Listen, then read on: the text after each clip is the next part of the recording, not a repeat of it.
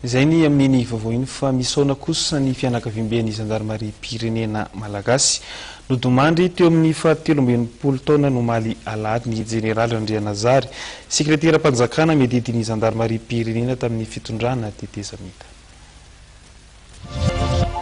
Misaona ny fianakaviamben'ny Gendarmerie Pirenena nodomandry omaly teo amin'ny 17 taonany ny Général Andrianazary, sekretera-panjakana medidin'ny Gendarmerie tamin'ny andro ny tetezamita. Raha ny fantatra dia noho ny aretina nahazo azy no nitarika ny fahafatesany.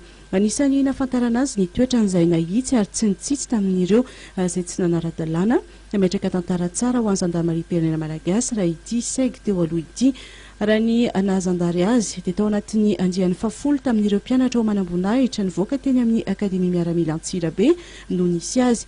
Taorian'ny voangy na manam-boninahitra zandary azy zay dia tsy nitsahatra ny nanohy fiofanana sy fianarana izy na teto Madagasikara izany na tany ivelany. Ny taona 1920 sy 1990 dia nanaraka fiofanana stage sur les interventions spéciales et la protection des hautes personnalités na ny CIGN tany Satory-Versailles izy. Teo ihany koa ny ondrana tany Washington nandrato fiofanana momba ny conduite des opérations en renseignement sy ny formation en antiterrorisme tany Algérie tamin'ny taona 2004. Santionany tamin'ireo fiofanana noratoviny tany ivelany any ireo voalaza ireo.